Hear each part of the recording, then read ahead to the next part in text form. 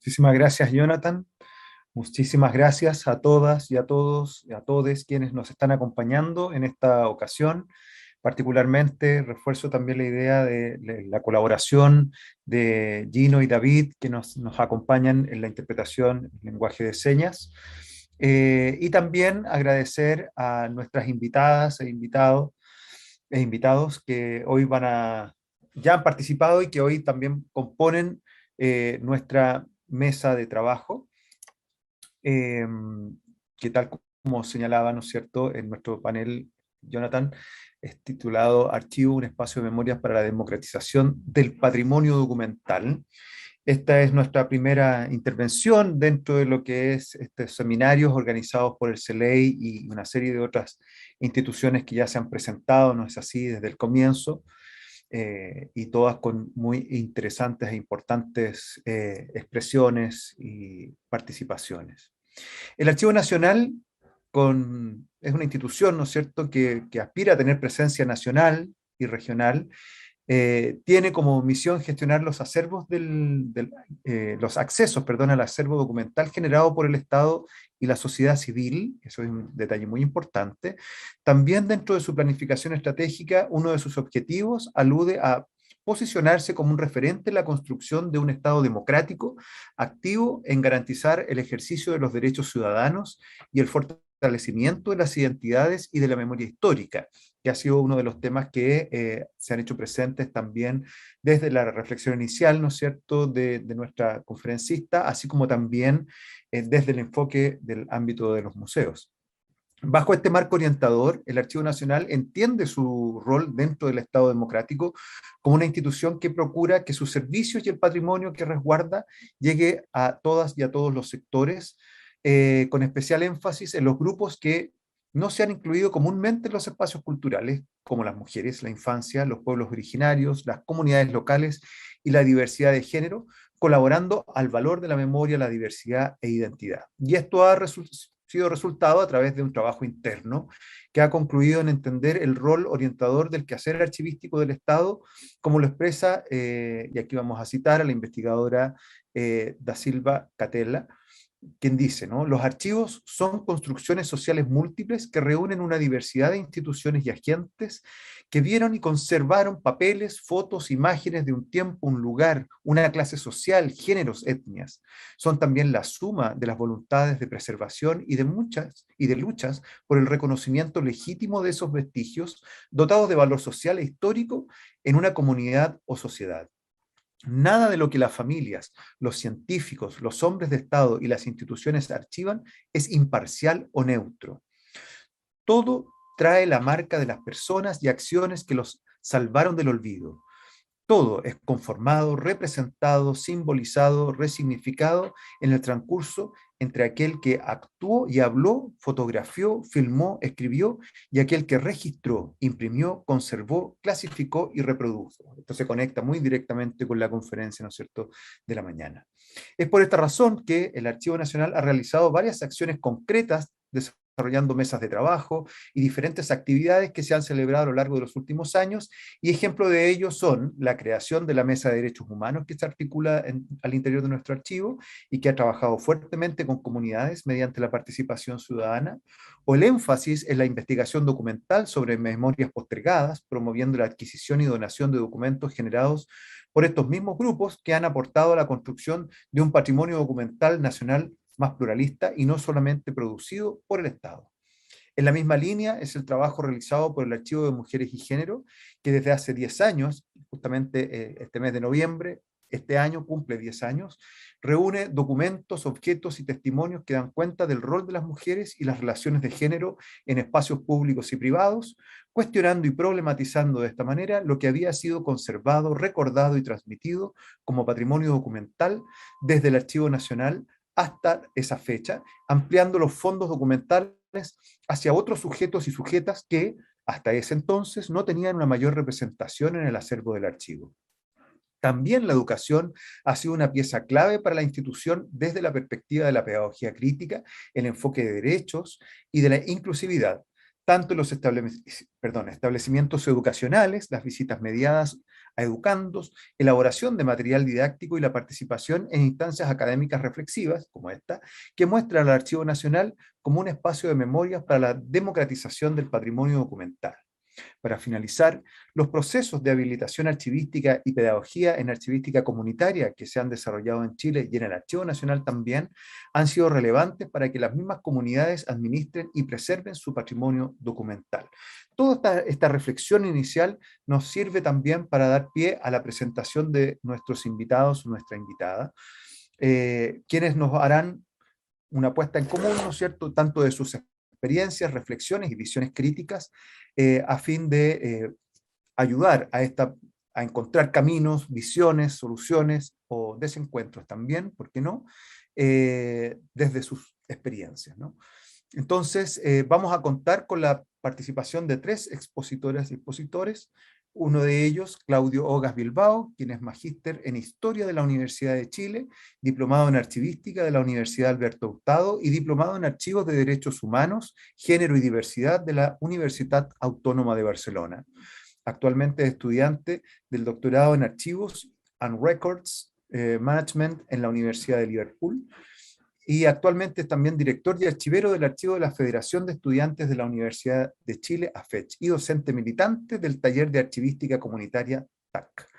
Es miembro del Community Archives and Heritage Group, de Archives and Records Association de Gran Bretaña e Irlanda, el Grupo de Estudios sobre la Historia de la Archivística en América Latina y la Asamblea de Archiveras y Archiveros de Chile.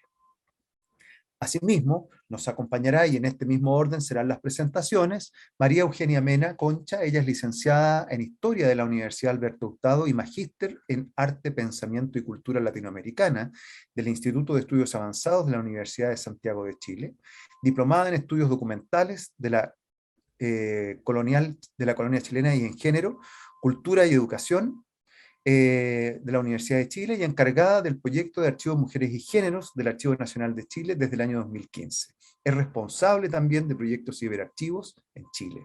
Es paleógrafa y profesora universitaria, profesional de coordinación y desarrollo institucional del Archivo Nacional.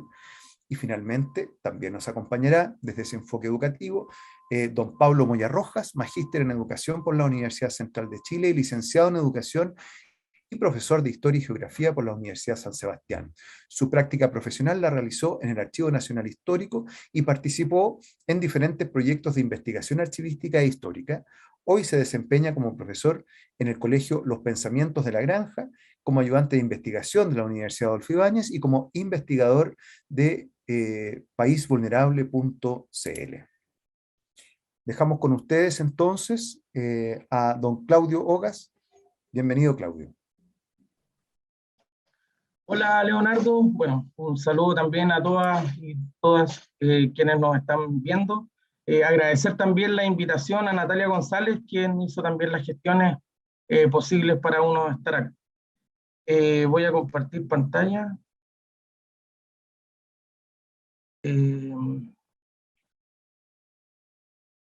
Se ve, ¿cierto? Ya. Bueno, la presentación del día de hoy se titula Formación Archivística, Inclusión y Representatividad, el taller de archivística comunitaria del Archivo FECH, de la Federación de Estudiantes de la Universidad de Chile. Los objetivos de esta presentación son, en primer lugar, dar a conocer cuáles fueron las motivaciones que subyacen a la creación y el origen del taller de archivística comunitaria el año 2019, junto con también mostrarle a ustedes cuáles son los objetivos, la estructura, la metodología y también el programa de estudios que hemos venido desarrollando desde esa época.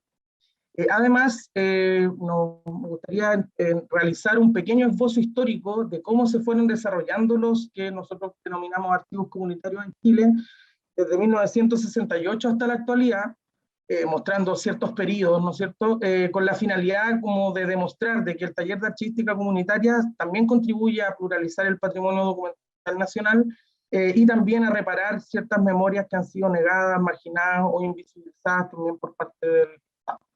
¿Qué es el TAC? Que es la sigla del taller de archivística comunitaria.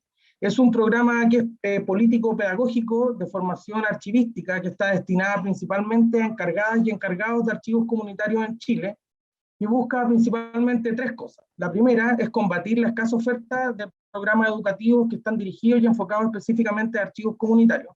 Sabemos que en Chile existen instancias de formación, pero la mayoría están enfocadas como a los archivos públicos.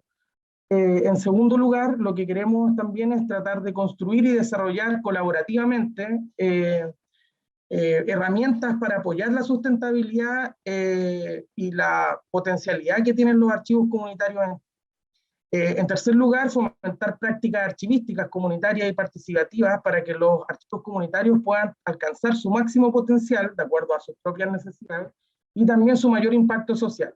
Esto con un respeto irrestricto, de todas maneras, a la autonomía y a la autogestión de estas iniciativas. En el mundo actual, en un paradigma, de acuerdo a lo que plantea el archivero canadiense Terry Cook, que estamos en un paradigma de la comunidad, las y los archiveros lo que tenemos que hacer es más que hablar, es escuchar, aprender también de las prácticas archivísticas comunitarias y tratar de crear relaciones mutuamente significativas para potenciar la importancia que tienen estas herramientas. Por lo mismo, porque nosotros estamos ayudando, intentando como incluir ciertas voces o huellas que no han sido registradas como oficialmente, es que también nosotros concebimos el TAC como una herramienta que está al servicio del movimiento social y popular de Chile. ¿De dónde surge la idea de crear el taller de archivística comunitaria? Pues las primeras ideas se fueron dando como de manera bastante intuitiva, podríamos decir, desde la formación o lo que fueron los desarrollos de los seminarios interdisciplinarios sobre archivos en Chile, que fueron plataformas de encuentro también y de diagnósticos colectivos entre archiveras y archiveros, que se desarrollaron entre el año 2014 y 2018.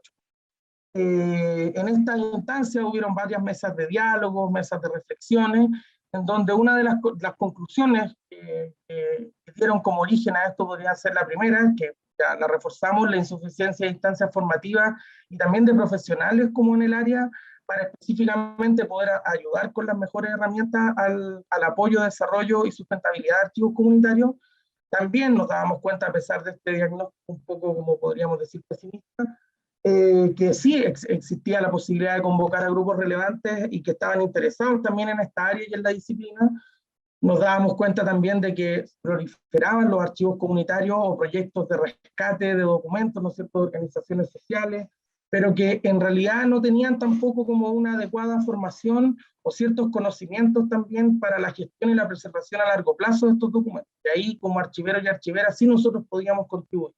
Y principalmente también la preocupación por parte del Estado en el ámbito normativo también y financiero. En primer lugar, el fondar, hay diversas líneas en torno como al patrimonio, lo que hacen que en realidad distintos tipos de proyectos también tengan que como, realizar una redacción estratégica en torno como a sus proyectos. No hay una línea específica de archivos.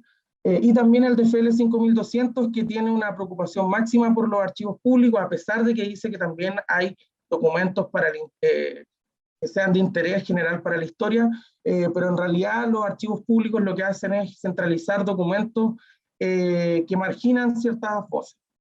De acuerdo entonces como a esta idea de que nosotros queríamos formar un programa de formación archivística, de acuerdo a una archivera, un archivero canadiense, Carol Couture, propone 3 periodos como de la formación archivística, uno que va de 1821 a 1974, en donde la formación archivística estuvo muy destinada a los historiadores principalmente y a la gestión de la información en la administración pública.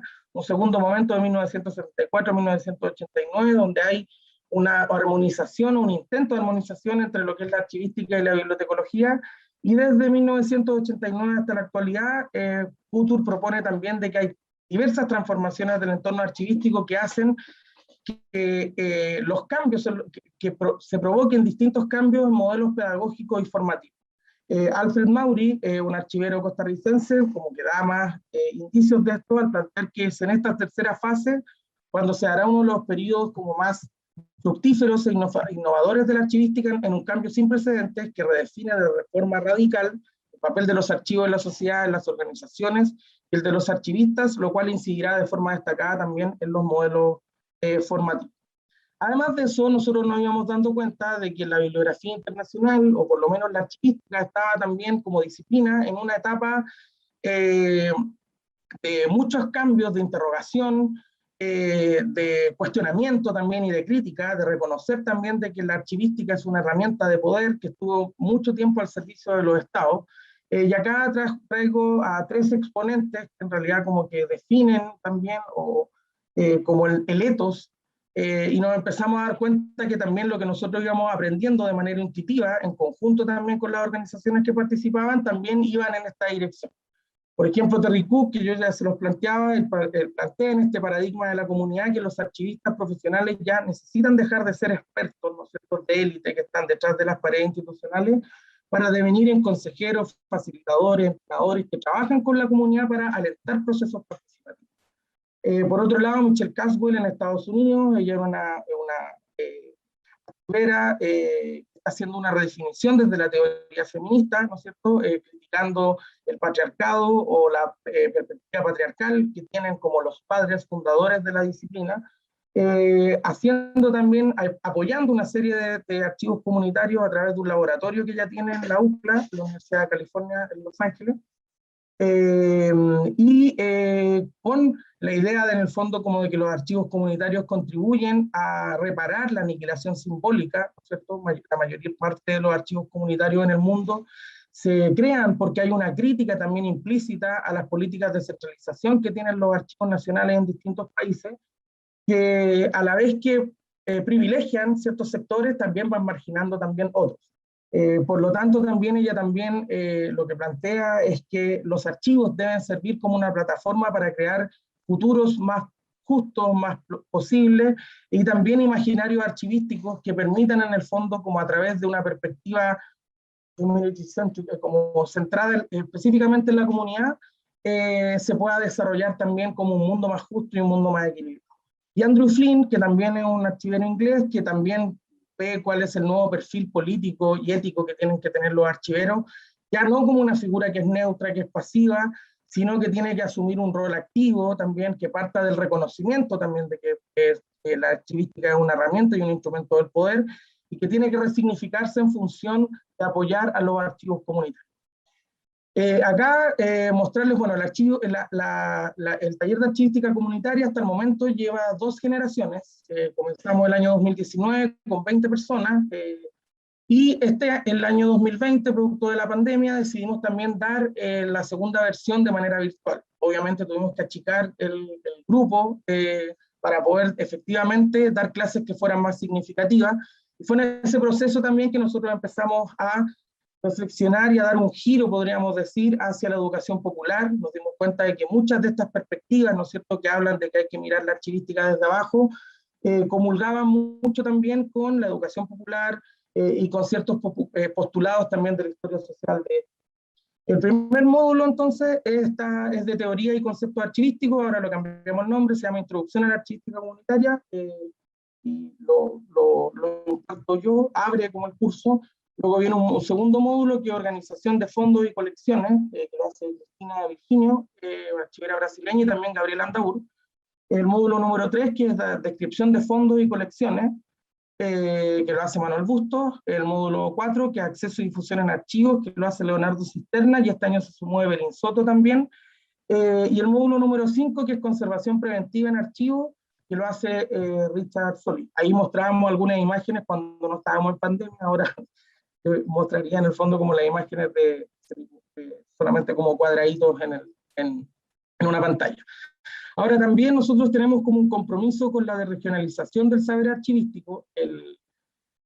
Aquí vemos como las primeras organizaciones que uno puede ir viendo que se juntaron en el año 2019, y varias que están marcadas ahí en amarillo provienen como de regiones.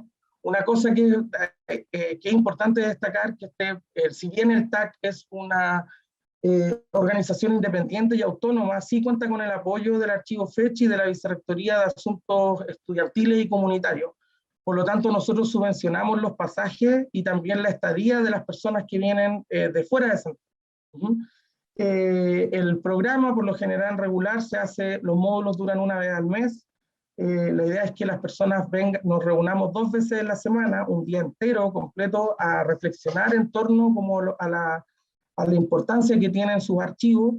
Cada uno de los módulos también finaliza con una actividad final que va formando un portafolio de los distintos tipos de organizaciones, y ese portafolio ha servido también muchísimo para que algunos en el fondo puedan definir su identidad, su objetivo, sus principios, y puedan también postular a proyectos, porque si bien nosotros tenemos una perspectiva muy crítica de ese tema, es la realidad en la que estamos viviendo, y también es la manera que tienen también de conseguir financiamiento y poder desarrollar proyectos. Acá se puede ver la diversidad como de iniciativas en el fondo que uno puede ir recibiendo. Estamos viendo ONGs, archivos escolares, archivos de memoria y derechos humanos. En la segunda generación, por ejemplo, se nota también un tinte más político que es, podríamos decir, consecuencia también de la revuelta social y popular del año 2019. Por ejemplo, la activación de distintos tipos de juntas de vecinos, de proyectos de archivos de sindicatos, fundaciones por la memoria también, que intentan reivindicar la importancia de ciertos territorios, de ciertos sujetos, de ciertos periodos históricos que no son muy conocidos y que han sido aplastados también en cierto aspecto como decíamos, por las políticas de centralización de los activos más mainstream, podríamos decir, de las instituciones patrimoniales más consolidadas o institucionales. También por los medios de comunicación y principalmente también por la academia o también por el currículum escolar, que también esconde distintos tipos de historia. Lo interesante y por qué se da como este tipo de diversidad o por qué están apareciendo también este tipo de archivos, nosotros también nos hemos ido preocupando como de ir tratando de entender cuál es el contexto que nos permite situar históricamente la aparición, la emergencia y el desarrollo de archivos comunitarios, por lo menos desde 1968 en adelante.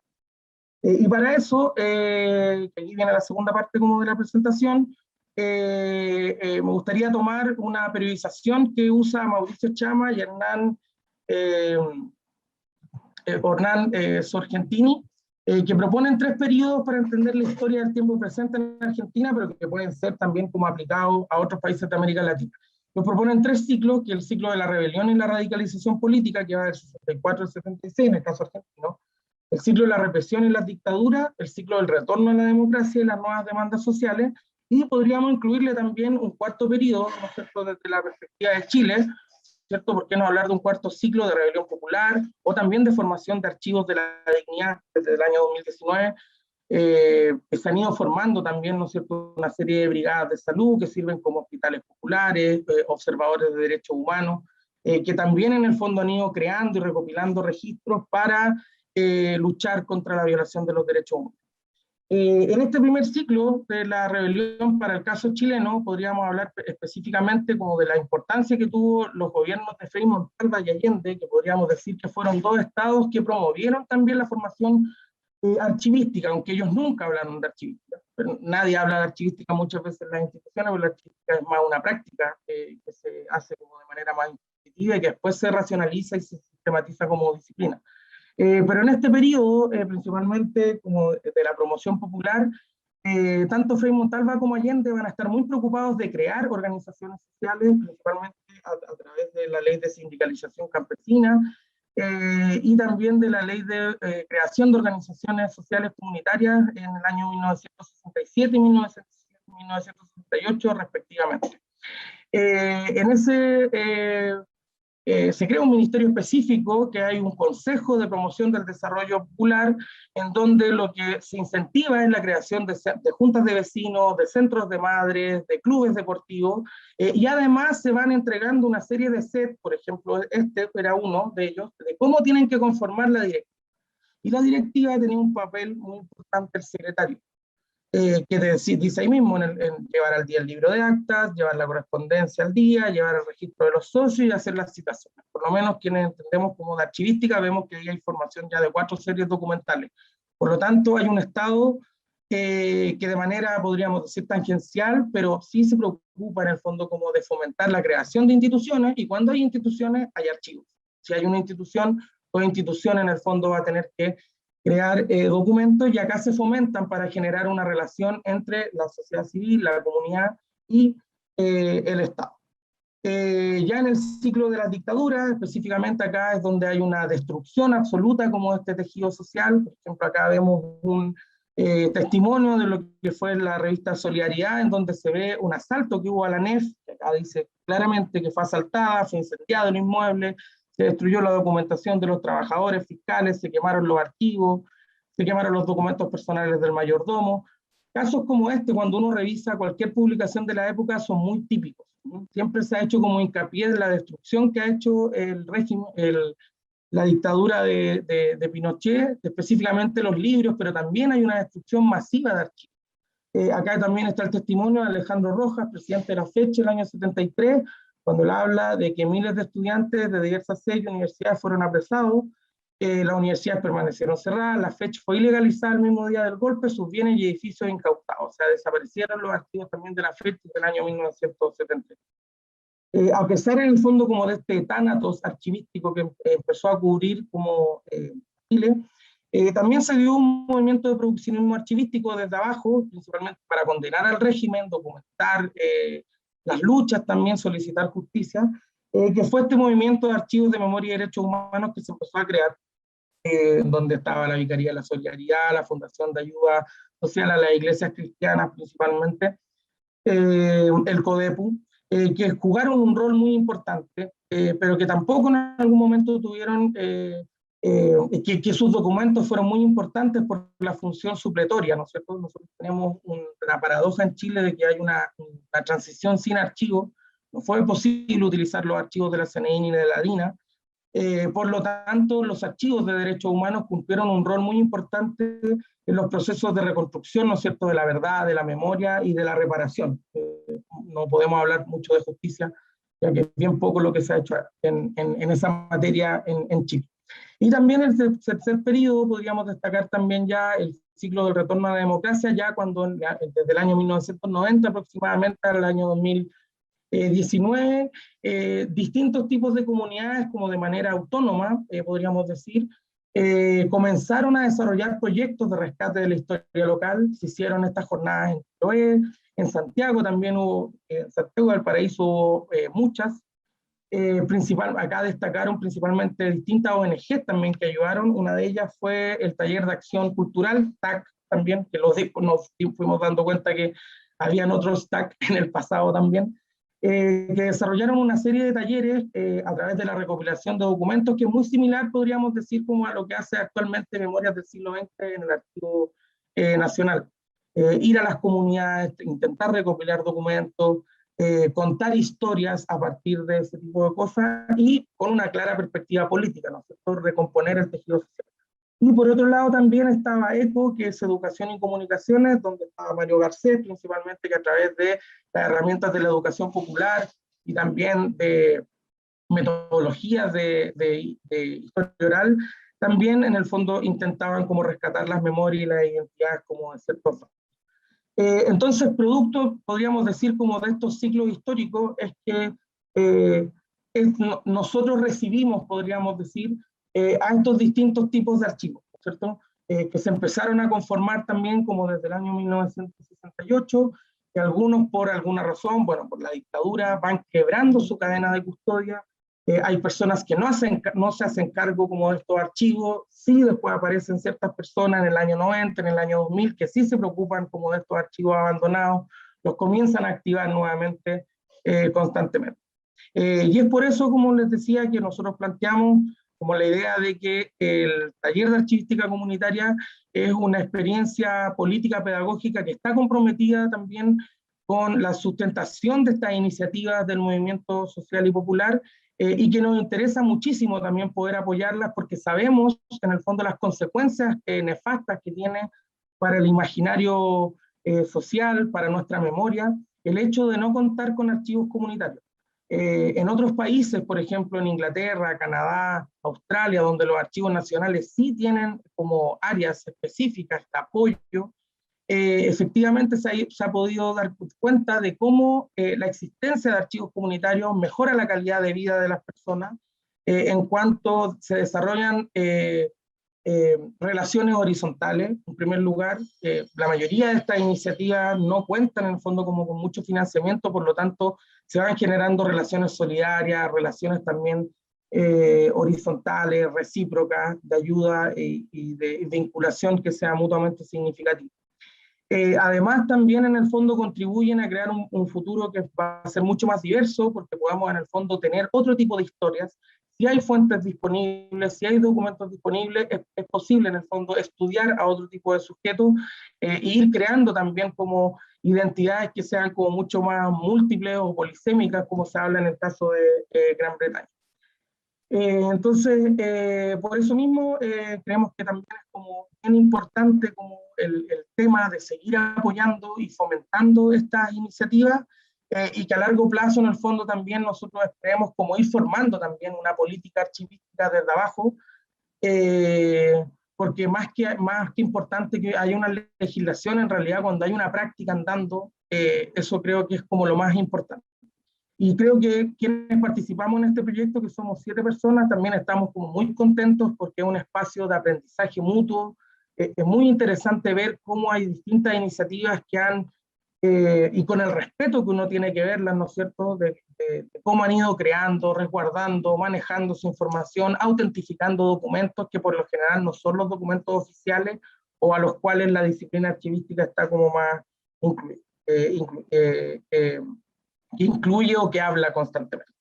Así que eso, yo dejo mi presentación hasta acá para que así también otras personas tengan tiempo de hablar. Así que muchas gracias por la oportunidad.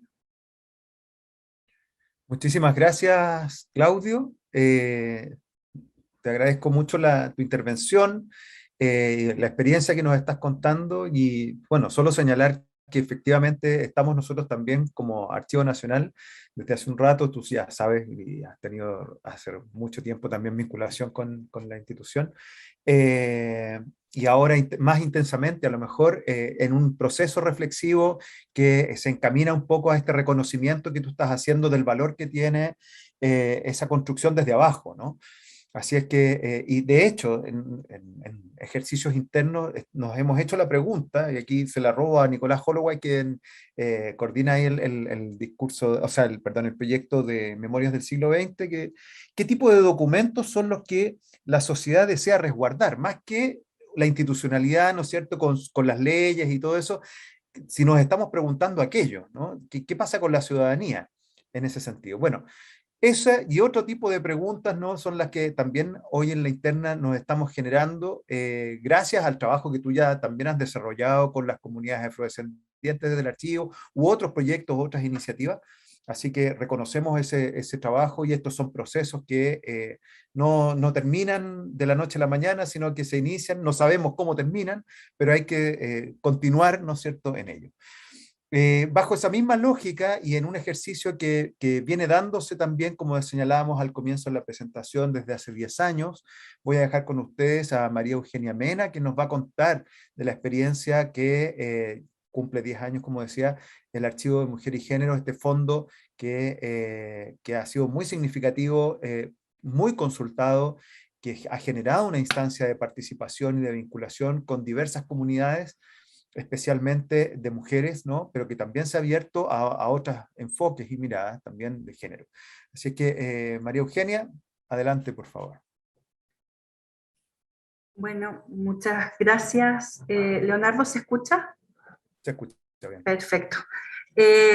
Bueno, antes de comenzar, me gustaría saludar a todos y todas quienes están hoy día conectados, siguiéndonos en esta jornada de trabajo. Además, dar gracias a los organizadores y organizadoras que tanto bien hacen, no solo para exponer y dar a conocer las acciones pedagógicas emprendidas por el archivo, sino también como un espacio para profundizar, sistematizar y reflexionar sobre el rol que el archivo cumple con las comunidades.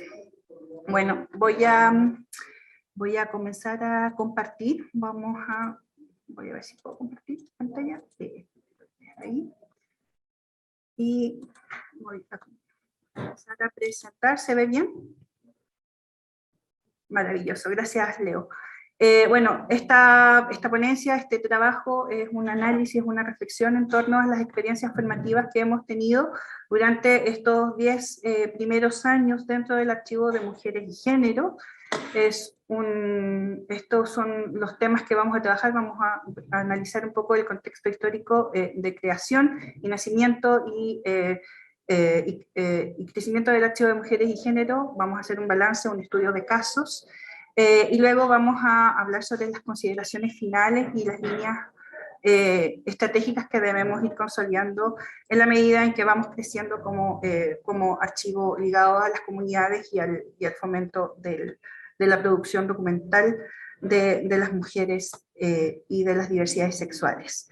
Bueno, esta ponencia tiene como objetivo realizar un balance y analizar las experiencias formativas y educativas que hemos tenido en el Archivo de Mujeres y Géneros del Archivo Nacional de Chile. Estas experiencias han sido parte de prácticas de estudiantes de las escuelas de bibliotecología, antropología y licenciatura en historia de las Universidades Tecnológica Metropolitana, de la Universidad de Chile y de la Universidad Alberto Hurtado en este periodo de 10 años, entre el 2010 y el 2020. Como también de actividades de intervención pedagógica que hemos realizado a través de alianzas con profesoras y profesores, tanto en el espacio educativo de enseñanza media, enseñanza básica media y universitaria. A través de un informe presentado por Natalia González, profesional del Archivo Nacional en el área de educación, quien informa en el año 2020 en un diagnóstico sobre los productos educativos y de difusión del Archivo Nacional, donde se considera que el Archivo Nacional ha sido tradicionalmente visto como una institución vinculada al mundo académico de especialistas o a ciertos trámites, y propone que desde una perspectiva, desde la pedagogía crítica, el archivo puede revitalizarse entendiéndola como un espacio abierto, dialogante, reflexivo, propositivo, inclusivo, con potencial para generar procesos de aprendizaje y con ello contribuir a la formación de una ciudadanía multidimensional y a los espacios de educación patrimonial. Desde este punto de vista, propone una lectura activa del rol que tiene el archivo frente a las demandas educativas y formativas. Por ello, es vital comprender que estas actividades son fundamentales no solo desde lo que tributan al archivo, sino desde las posibilidades mismas de impacto en el desarrollo de los y las estudiantes. El presente análisis está compuesto de 3 partes. La primera corresponde a un breve contexto histórico, político, social y cultural de la creación del Archivo de Mujeres y Género, y una segunda parte corresponde al análisis, balance de una década en la experiencia formativa y educativa dentro del Archivo de Mujeres y Géneros, tomando algunos casos de estudio. Y por último, corresponde también a las reflexiones finales y consideraciones que debemos consolidar en líneas de trabajo permanente, como los enunciaba hace unos minutitos atrás. Bueno, una primera parte, como les comentaba, son los 10 años del Archivo de Mujeres y Género. Este archivo fue creado en el año 2011 con la intención de rescatar, conservar, custodiar y poner en valor y acceso al patrimonio documental producido por las mujeres y las diversidades sexuales en Chile. Este archivo actualmente custodia poco más de 20 fondos documentales que relatan la historia de Chile en el siglo XX en clave femenina.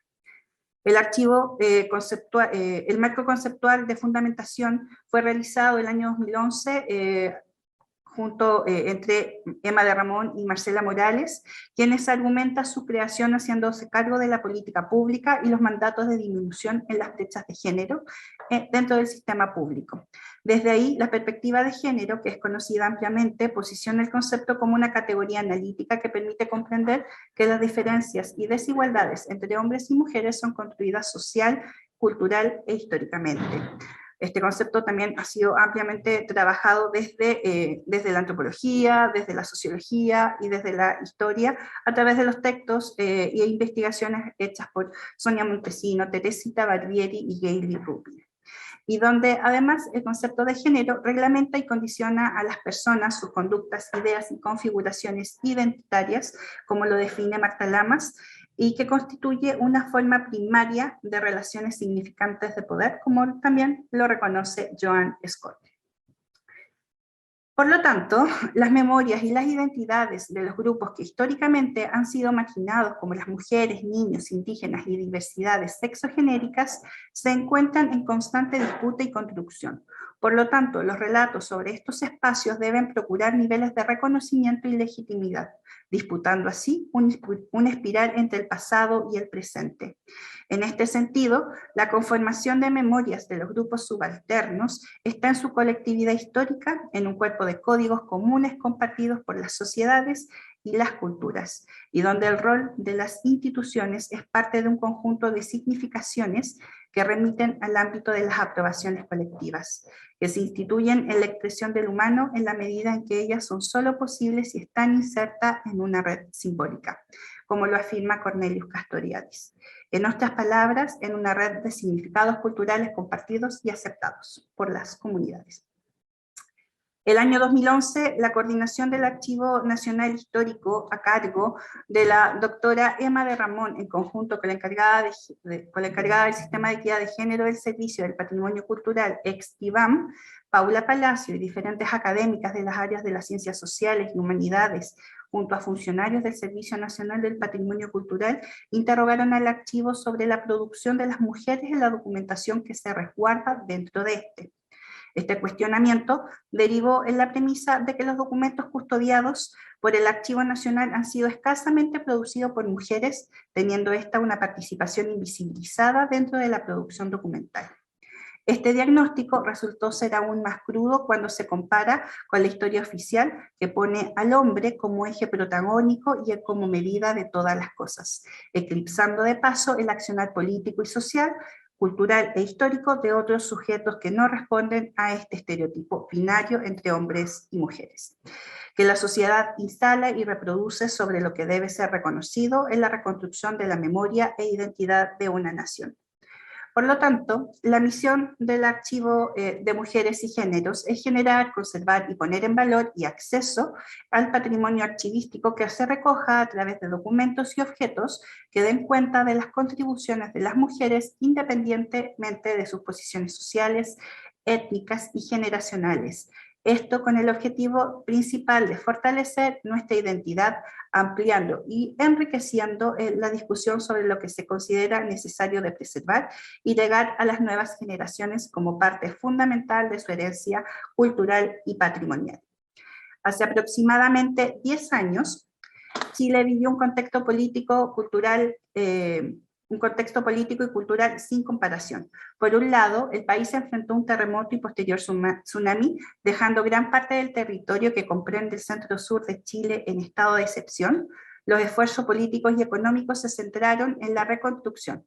Y por otro lado, las organizaciones de la sociedad civil que habían gozado de una buena fuente de financiamiento durante 30 años comenzaban a vivir un constante y progresivo desfinanciamiento internacional, producido, como lo afirman algunos sociólogos, por la adopción de un sistema económico de características neoliberales, y por último, una gran cantidad de lideresas mujeres que entre los años 80 y 2000 formaron parte de organizaciones sociales y coordinadoras feministas que habían tenido un rol fundamental en la lucha de los derechos humanos, como también en la recuperación de la democracia a finales de los 80, y que sobrevivieron a la transición de la democracia, comenzaban su retiro del espacio público. Estas tres características, o sea, estas cuatro características, mejor dicho, crearon un escenario sin igual. Por tanto, sus acciones sociales como sus documentos se encontraron en peligro de perderse, tanto por medio de la disolución de estas sociedades o por los altos costos que tiene administrar y mantener un acervo documental. Por ello, la documentación corría el peligro de ser eliminada. Estamos hablando de un admirable patrimonio documental que se constituye como una fuente privilegiada para la comprensión de lo que históricamente ha sido denominado, y como lo afirma Loreto Rebolledo, un nuevo despertar feminista.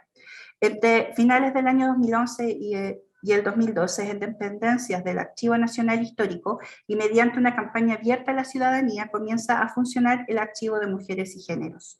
Su primera encargada fue la antropóloga Marcela Morales, quien en conjunto con Emma de Ramón, por aquel entonces coordinadora del Archivo Nacional Histórico, comenzaron a estructurar los pilares y fundamentos para la ejecución de este trabajo. La construcción de un archivo donde todas las voces de las mujeres feministas y de las diversidades sexuales tengan, encuentren y pongan en valor sus memorias y entren a formar parte de la narración de la historia patria. Desde aquel entonces, el Archivo de Mujeres y Géneros ha crecido en la medida en que las instituciones, organizaciones y personas comienzan un proceso de autovaloración y de percepción histórica, manifestando que lo que han producido o acumulado durante sus trayectorias es relevante y merece ser resguardado por el Archivo Nacional. Esta acción se materializa en 3 procesos: la donación, la convocatoria de compras patrimoniales y las campañas de donaciones. Las donaciones, tanto de particulares como de organizaciones, han llegado a conformar un acervo documental rico para la historia de las mujeres, el género y el feminismo, y de las diversidades sexuales, entre otras. Sin embargo, el año 2016, el Archivo Nacional, a través de la convocatoria de compras patrimoniales, valora positivamente la producción documental que esté relacionada a la línea de género y mujeres como una forma de incrementar la documentación que aún está en manos de particulares y que tienen valor patrimonial.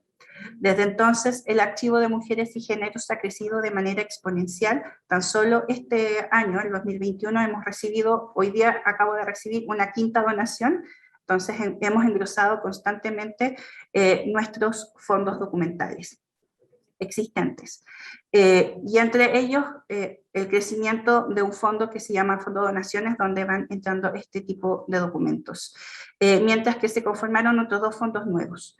Toda la documentación es de alto valor histórico y social que permite narrar y reconstruir la historia de Chile del siglo XX, principalmente en clave femenina, poniendo como centro de la interpretación histórica las voces de diversas mujeres y de otros sujetos sociales no tradicionales, independientemente de su etnia, procedencia social y rango etario.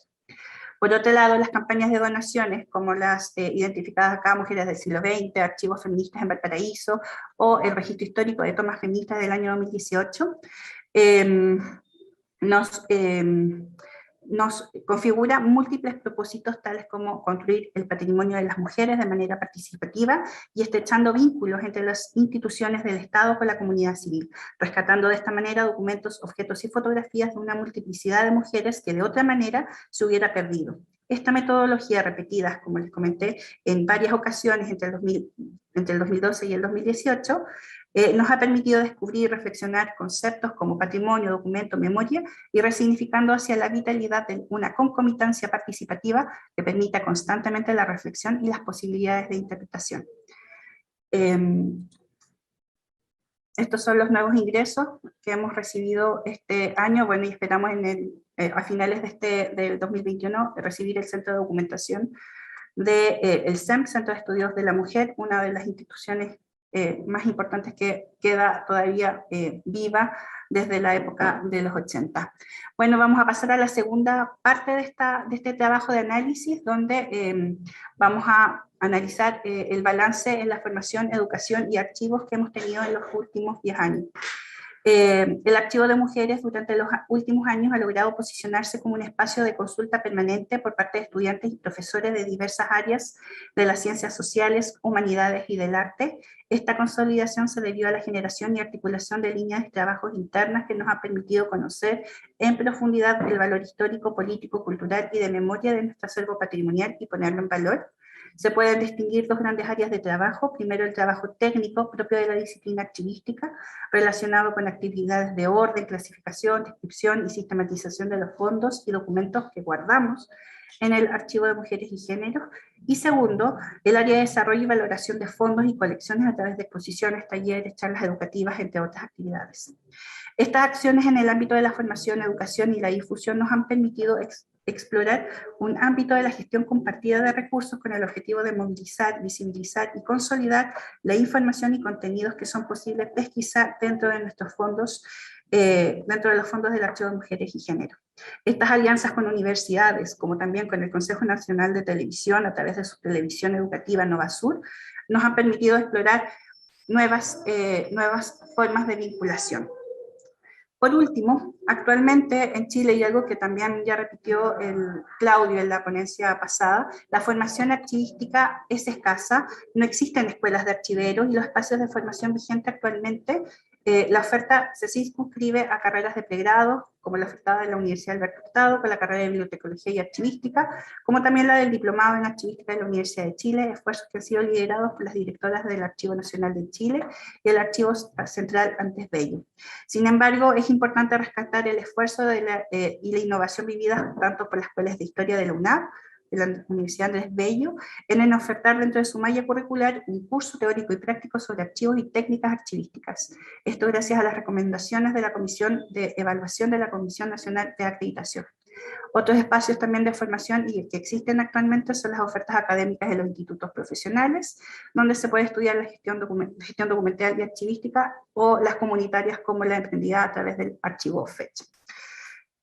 El trabajo técnico archivístico, las primeras acciones y labores técnicas nos han permitido vincularnos sistemáticamente con los espacios de formación profesional en el ámbito de la bibliotecología, la antropología e historia, aportando a la formación interdisciplinar, el desarrollo de talentos, formación avanzada para la archivística y los archivos.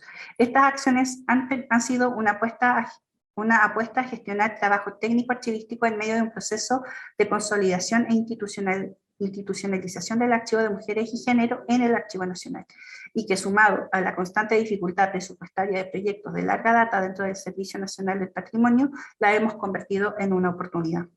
Estas experiencias han resultado exitosas tanto para los y las estudiantes como para el archivo. A través de ellas se ha logrado mejorar considerablemente las herramientas de acceso y control al acervo, tales como inventarios, catálogos y registros guía, permitiendo una continua mejora en la referencia a los y las usuarias interesadas. A través de estudiantes se han desarrollado investigaciones que se han materializado en tesis de PERE y posgrado, como también en artículos, libros y páginas web tales como el FONDAT, que derivó en la publicación del catálogo del Fondo de la Correspondencia del MENCH, que está acá al medio.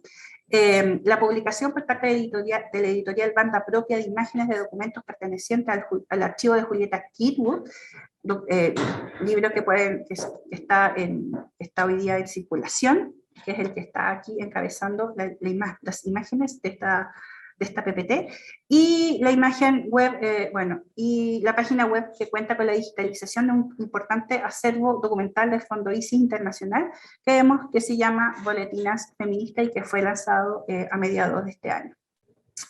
Para el caso de este breve estudio y balance, rescatamos las experiencias laborales de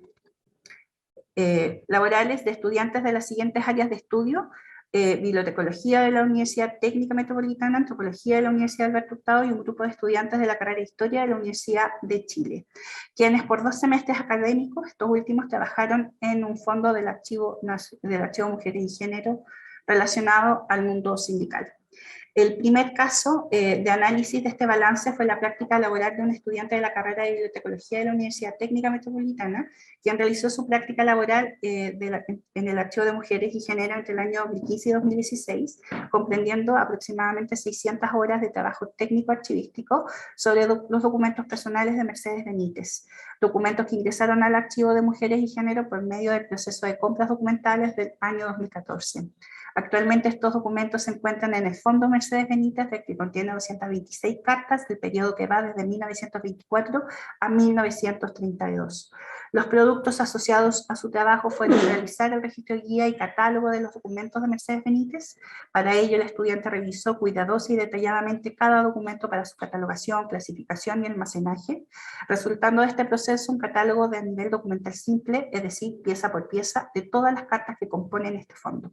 Una segunda parte de este trabajo contó con la investigación sobre la vida de Mercedes Benítez para poder realizar el registro guía y contextualizar la producción documental de esta mujer.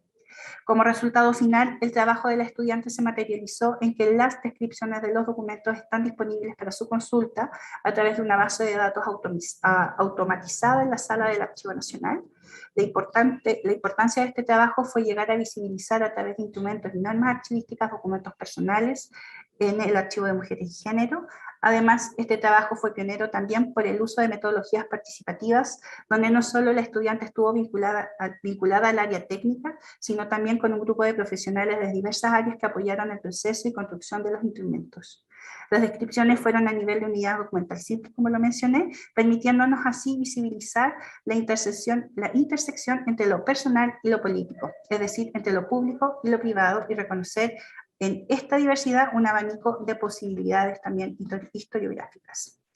Un segundo caso de análisis correspondiente al trabajo por un estudiante de antropología de la Universidad Alberto Hurtado, quien realizó su práctica laboral durante el primer semestre del año 2017, desarrollando labores de catalogación de los fondos de Elena Cafarena y de Olga Poblete del Archivo de Mujeres y Género.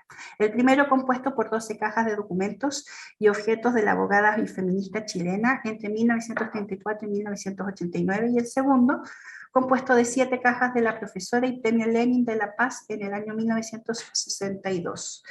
Documentación acumulada entre el año 1914 y 1997. El resultado de esta labor se materializó en una descripción pormenorizada del contenido de las cajas. Esto derivó tanto en mejorar el control de la documentación por medio del malvete e identificación de los documentos, como también en el conocimiento detallado sobre los tipos documentales y objetos que se pueden encontrar en este fondo, lo que nos permitió tomar decisiones que han mejorado sustancialmente las condiciones de almacenaje y preservación.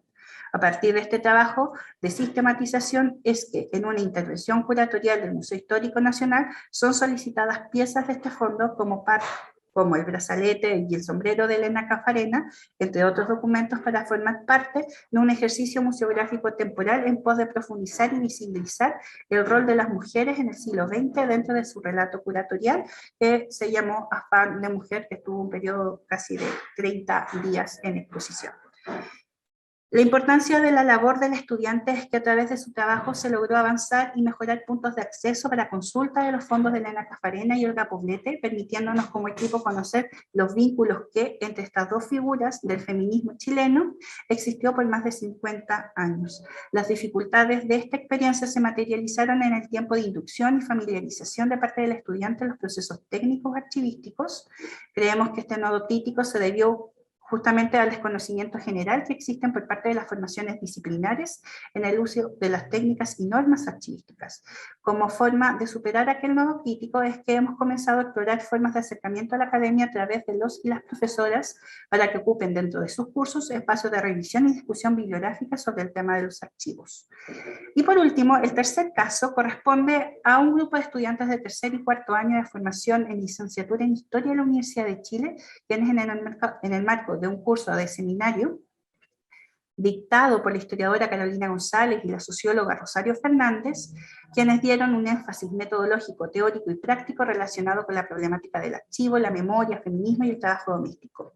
El objetivo de este seminario fue introducir al tema del trabajo doméstico y del archivo a partir de la producción documental de las mismas. Para esto se puso especial énfasis en la catalogación y en el análisis del material documental producido por Colactrao, entre ellas hay correspondencias, boletines, actas de congresos. Por la Confederación Latinoamericana del Caribe de Trabajadoras del Hogar, Colactrao. Y para ello se planificó un trabajo técnico archivístico sobre la reciente donación de la documentación de la Confederación de la Colactrao al Archivo de Mujeres y Género. Nuestra intención fue propiciar un curso que articulara reflexiones desde los estudios de género sobre cuestiones históricas contemporáneas relativas al trabajo doméstico, así como teóricas sobre el archivo y las prácticas sobre el trabajo archivístico a propósito del ejercicio de catalogación propiamente tal de las piezas o documentos del Fondo Documental de la Colactrao. Bueno, la Colactrao fue creada en el año 88, luego de un encuentro en torno a la temática del trabajo doméstico realizado en México en los años anteriores. Fue liderada en un inicio por Elsa Chaney, feminista y profesora universitaria estadounidense, quien, preocupada de que el conocimiento llegara a las mismas trabajadoras, invitó a diferentes dirigentes de Latinoamérica. Entre ellas estuvo convocada la chilena Aida Moreno, recientemente fallecida, quien llegó a ser secretaria general de esta organización durante 2 periodos, es decir, casi una década. Tiempo durante el cual ella conservó la documentación que revela la lucha por los derechos de las mujeres trabajadoras domésticas, no solo en Chile, sino también en Latinoamérica. Gracias a la gestión de Ruth Olate, ex presidenta del Sindicato de Interempresas y de Trabajadoras de Casa Particular y la Federación Nacional de Sindicatos de Trabajadoras de Casa Particular y la Secretaría de Organizaciones y Educación de la Colactrao, la documentación pasó a formar parte de la memoria del país y está a disposición actual de la ciudadanía.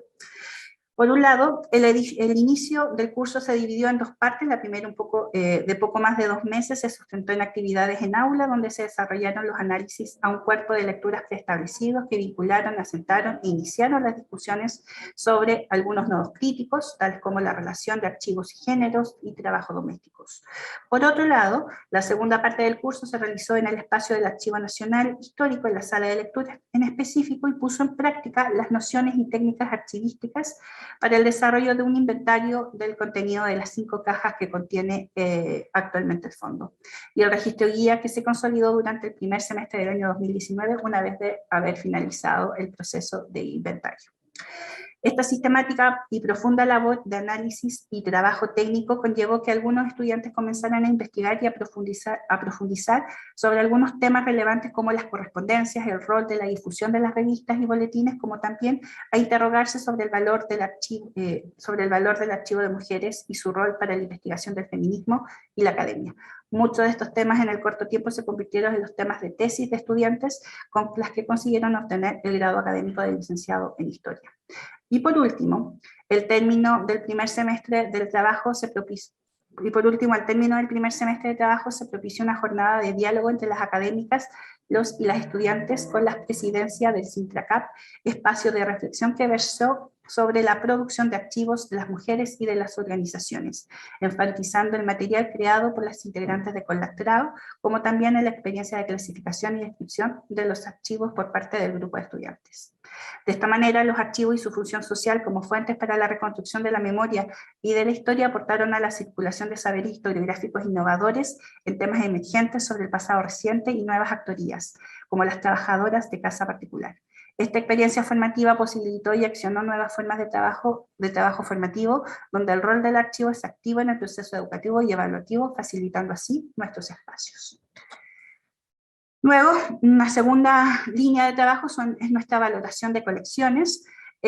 Tal como lo enunciaba hace unos minutos, esta segunda línea de trabajo han sido las actividades de difusión, donde no solo se inscriben las visitas guiadas solicitadas al Archivo de Mujeres y Género por profesores de diversas áreas, colegios y universidades, sino también en actividades como las realizadas entre el año 2017 y el 2018 en diversos colegios de la Comuna de Santiago y Providencia, donde el denominador fueron los colegios de mayoría masculinos, y destacamos los casos del Instituto Barros Arana, con un taller para estudiantes de tercer y cuarto medio sobre el uso del lenguaje no sexista, en el marco de una feria de promoción y respeto a las diversidades sexuales, y que trabajó sobre documentos judiciales que eran ocupados dentro del ejercicio curatorial en la exposición Las Malportadas, del año 2017, exposición que visibilizó la poca o falta de sensibilización en temas relacionados a los usos del lenguaje por parte de los medios de comunicación y los aparatos judiciales, frente a crímenes contra mujeres o femicidios.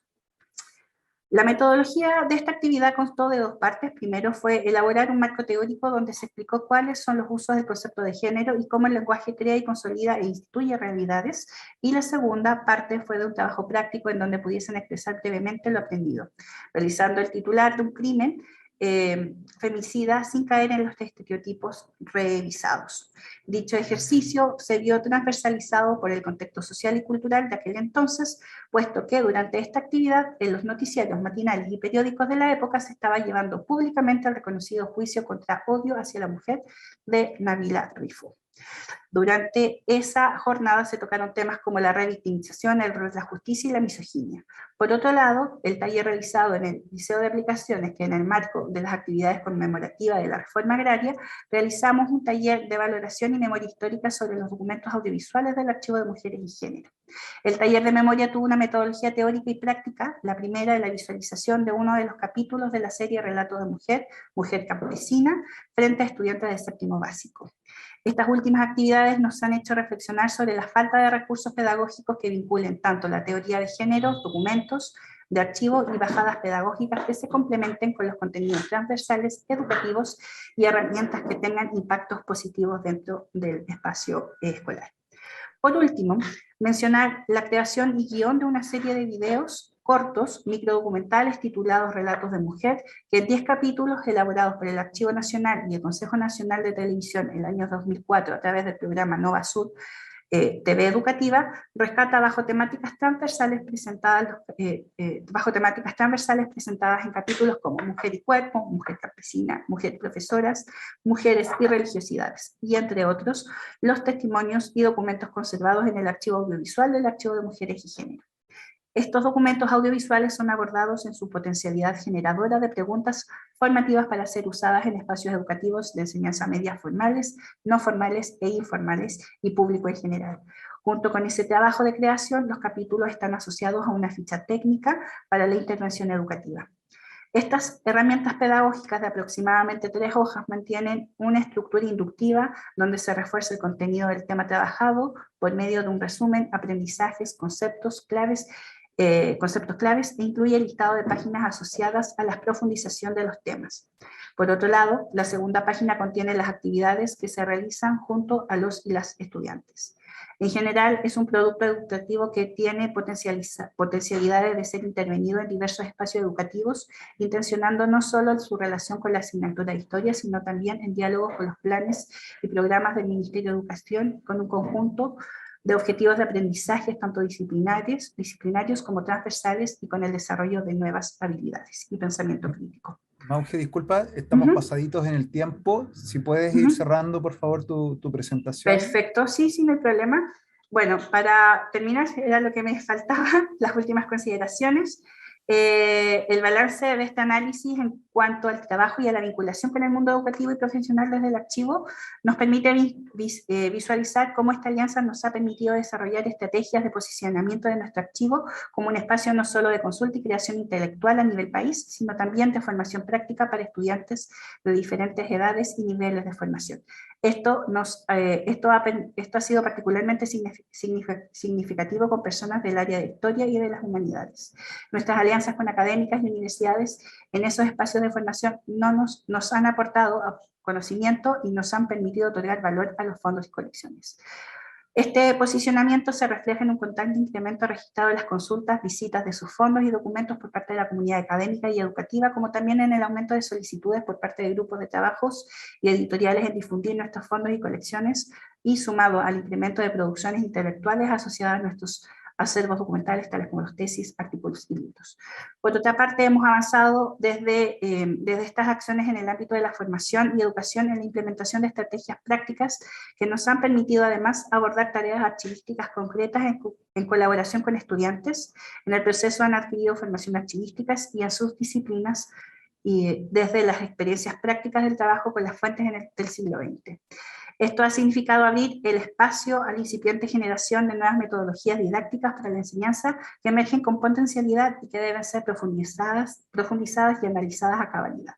Desde el Archivo de Mujeres y Género hemos intentado conformar un archivo vivo, no solo accesible a las comunidades, sino que en cierto sentido co-construido y puesto en valor en conjunto con estas. En este imperativo, lo educativo y con todas sus complejidades adquiere una gran potencialidad.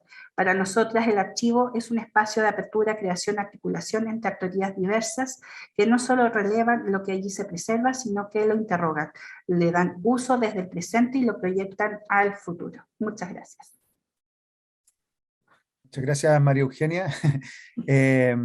Sí, entendí que te aceleraste un poquitito y eso estaba dificultando de alguna manera también la interpretación que se les estaba complicando, así que le planteamos las excusas también a Gino y David por este punto. Y a continuación vamos a dejar sin mayores preámbulos, porque para nosotros también es importante este otro enfoque que es el educativo. Así que, Pablo, por favor, te damos la palabra para que nos cuentes de la experiencia desde lo educativo. Ya, muchas gracias. Voy a compartir pantalla y voy a iniciar. ¿Se ve, no es cierto? Sí, se ve perfecto. Sí, súper. Bueno, primero, darle buenas tardes a todas y a todos. Espero que se encuentren bien. Agradecer por la invitación y por la oportunidad. Y bueno, lo que hoy yo quisiera comentar con ustedes es lo que ha sido, creemos aquellos que hemos participado en este proyecto educativo que se titula El archivo es tuyo. ¿Cómo ha sido este proceso de generar inclusión educativa e inclusión social?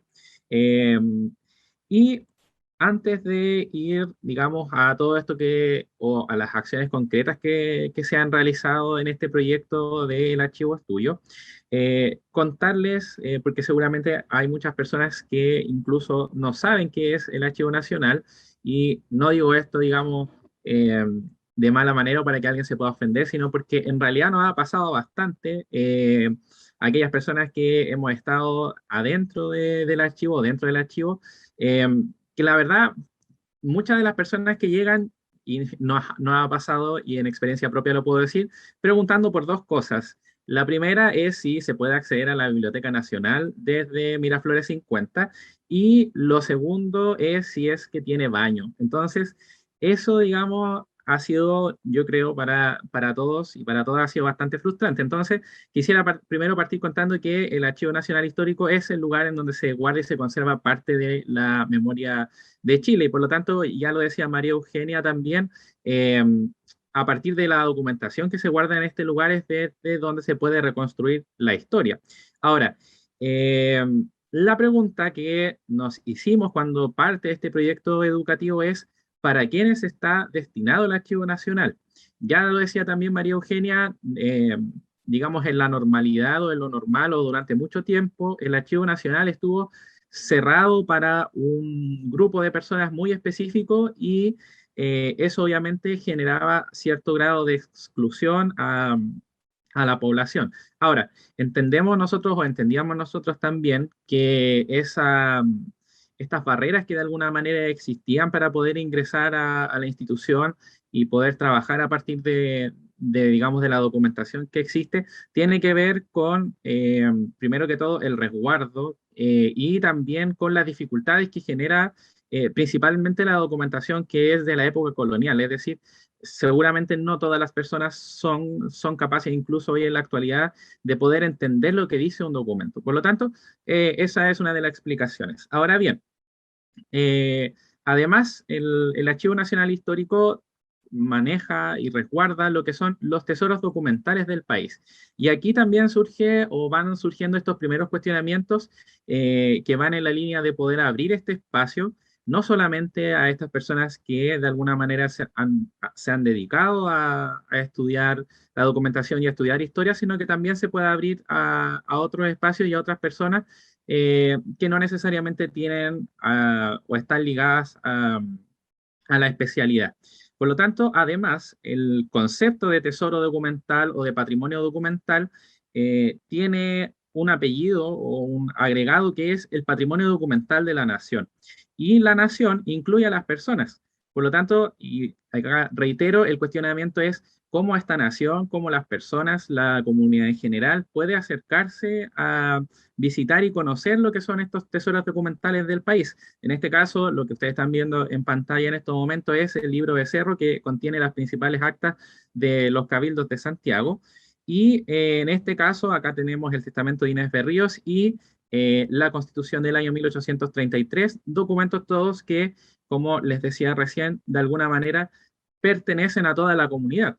El gran problema es que la comunidad no sabe que, primero que todo, existen y tampoco sabe que en realidad pueden acceder a ello y que les pertenece. Por lo tanto, no hay un sentido de pertenencia. Y esas son, de alguna forma, estas preguntas que van configurando lo que va a ser este proyecto educativo del Archivo Estudio. Ahora, el Archivo Nacional, y también lo decía María Eugenia en su presentación, no de alguna manera, no porque no contara con los profesionales idóneos, sino que quizás no tenía la capacidad de poder generar un proyecto de esta envergadura, busca redes de apoyo. Y por lo tanto, las primeras redes de apoyo con las que cuenta va a ser, primero que todo, con la Corporación Educacional de la Comuna de Colina, que va a generar, primero que todo, un acercamiento a los establecimientos educacionales, que es este primer eh, público al que se quiere llegar, es decir, formar desde pequeñitos, desde niños, para que desde ahí, digamos, se genere una base y que ellos, como les decía recién, puedan generar un sentido de pertenencia con todo lo que es el patrimonio documental del país. Pero además, también se va a sumar a esta red de apoyo la Universidad de San Sebastián, que va a permitir contar con algo que también es súper importante y que es el recurso humano.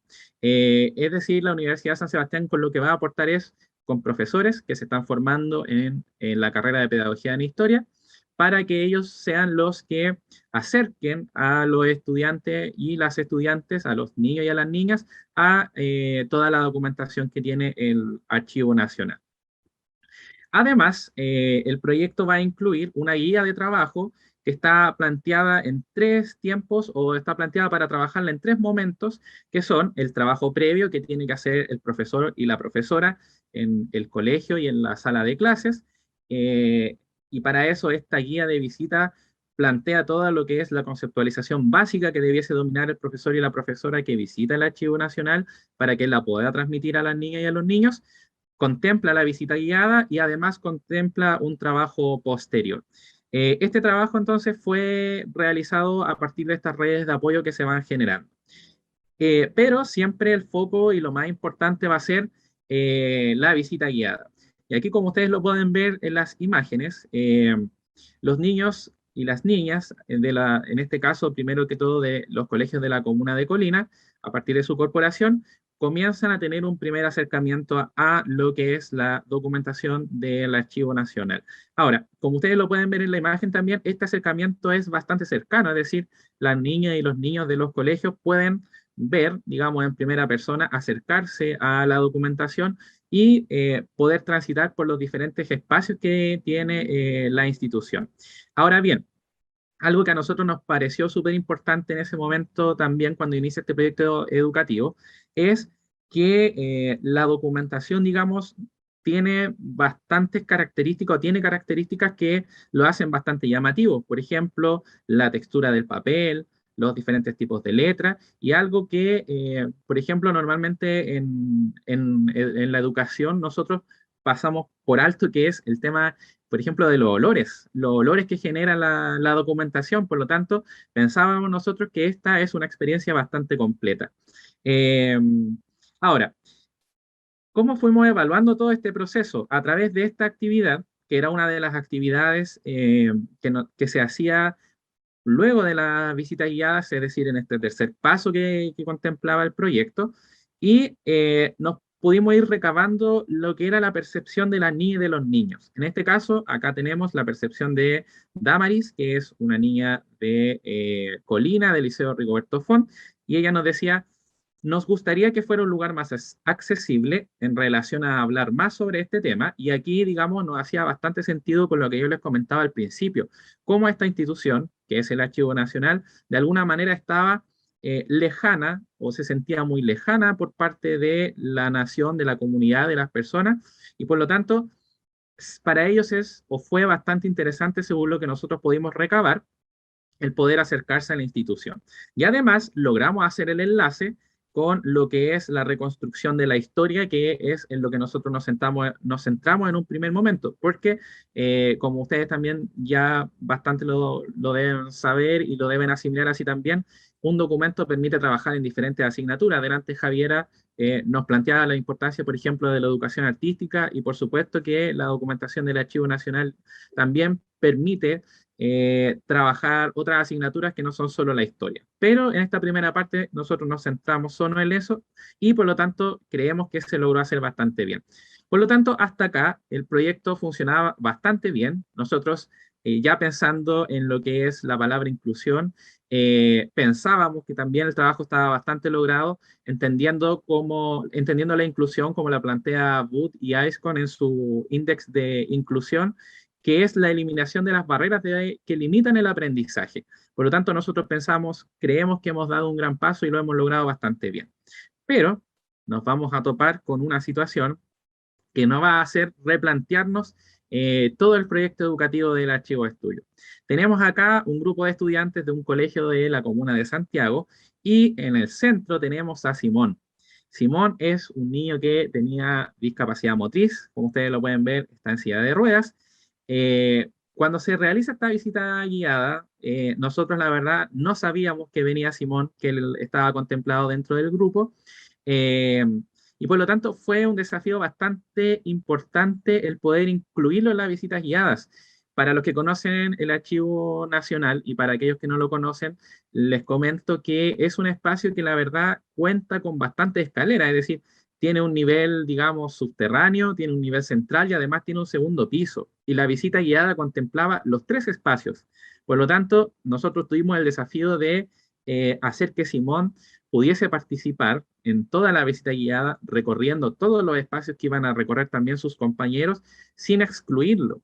Y eso, como les comentaba recién, nos hizo replantearnos ¿estamos realmente haciendo bien el trabajo? ¿Hemos realmente eliminado las barreras que limitan el aprendizaje de los estudiantes? Y por supuesto que la respuesta es no. Ahora, a partir de esta experiencia con Simón, también nosotros nos ampliamos un poco lo que tiene que ver con las barreras de aprendizaje que en este caso, y ya también lo decía Javier, lo decía Natalia en las presentaciones anteriores, normalmente uno se queda con las cosas que tienen que ver más con las discapacidades físicas, pero también hay otro tipo de discapacidades y además estas barreras las tenemos que entender también como barreras, por ejemplo, en algunos casos que impiden el aprendizaje de los estudiantes, que tienen que ver con cómo funcionan las instituciones, cómo funciona la economía, cómo funciona el sistema político y en este caso en particular, cómo funciona la cultura y cómo las comunidades de alguna manera tienen acceso a la cultura.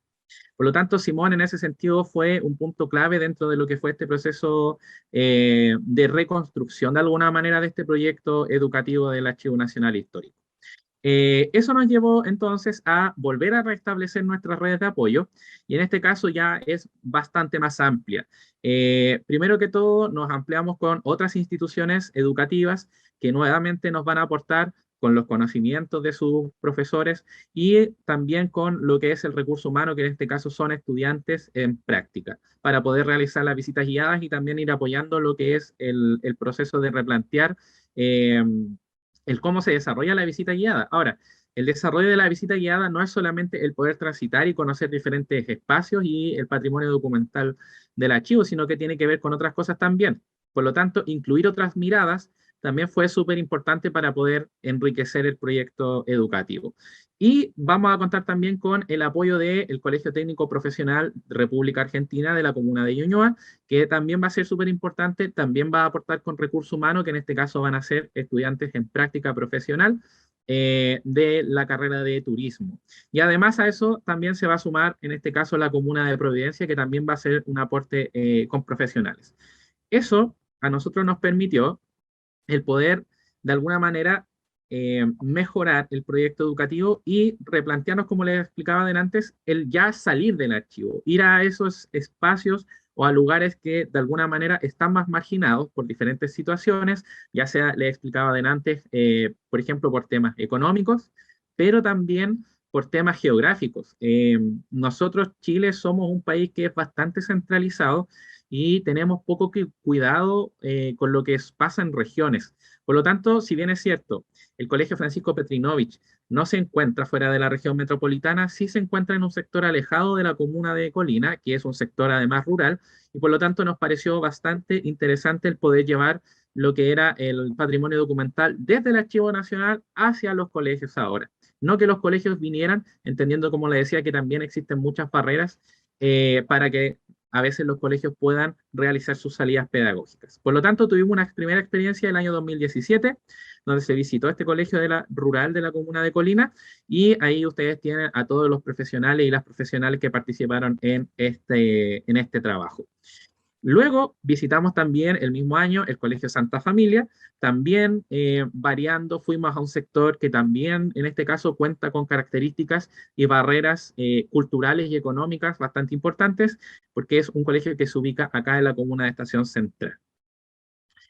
Pero además, también nos fuimos planteando la posibilidad de que este espacio educativo se pudiese ampliar a otros públicos, a otros estudiantes, pensando en que finalmente la educación no es un proceso que solo se desarrolla en el colegio, sino que se sigue desarrollando durante toda la vida. Por lo tanto, como ustedes lo pueden ver ahí en imágenes, también se va a comenzar a trabajar con otros grupos de personas que en este caso son adultos mayores de la comuna de Providencia, y acá también entra esta red de apoyo que yo les comentaba anteriormente.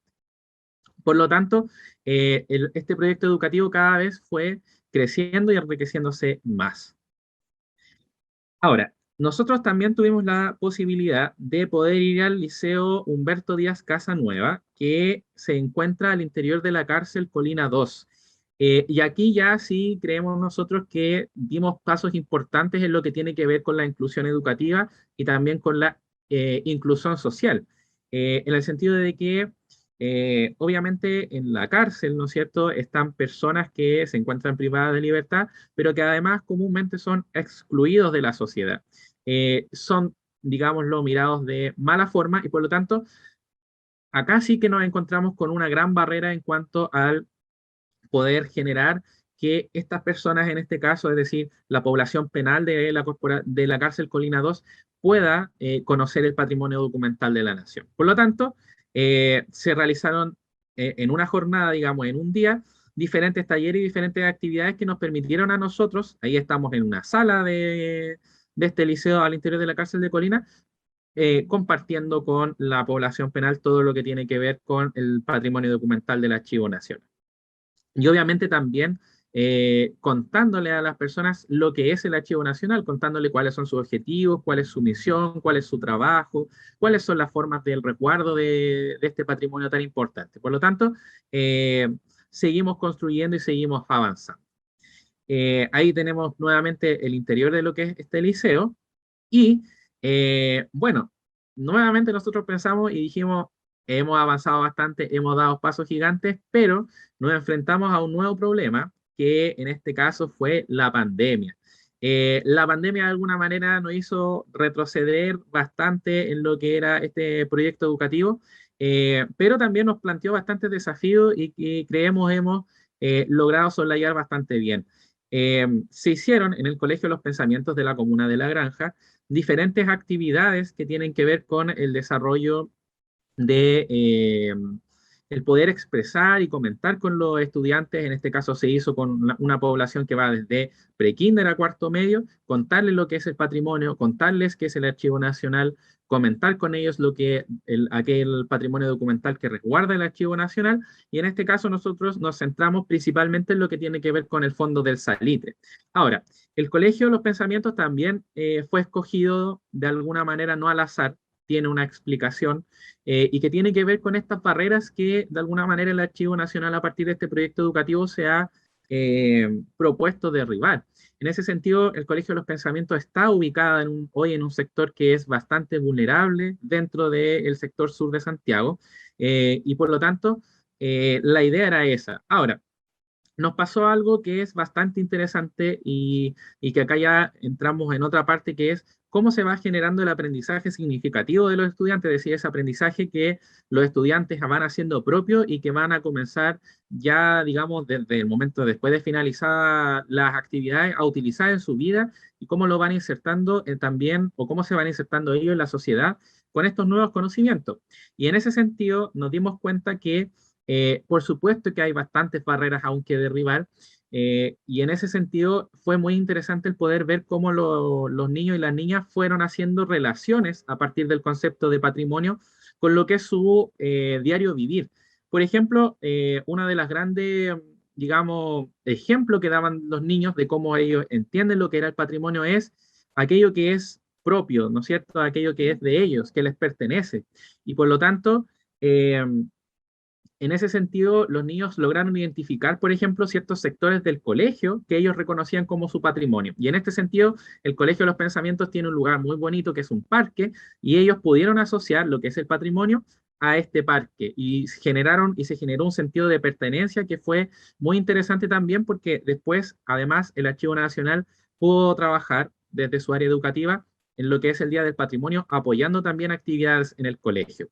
Pero además, nosotros pudimos constatar que los niños y las niñas pudieron hacer un proceso de reflexión y de ligar este concepto de patrimonio a partir de lo que se les mostró y de lo que resguarda el Archivo Nacional con sus vivencias personales, ya incluso saliendo del colegio. Por ejemplo, tuvimos la oportunidad de conocer a una estudiante, Martina Carpio, del sexto C del Colegio de los Pensamientos, que nos contaba que ella pertenecía a una de las primeras familias de chinchineros de Chile, y que ella tenía algún grado de parentesco con un personaje que en este caso recibía de manera cariñosa el nombre de Patitas de Oro, que fue uno de los primeros chinchineros en Chile. claro, esta niña siempre supo que era pariente de esta persona, siempre supo lo que era un chinchinero, pero nunca hizo la relación en que este Patitas de Oro era parte también del patrimonio de Chile y que era parte del patrimonio de ella también. Por lo tanto, nosotros pudimos ir verificando a través de eso que nos contaban los niños, el cómo este proyecto efectivamente va derribando ciertas barreras en cuanto al aprendizaje y por lo tanto se va generando una inclusión educativa y también una inclusión social.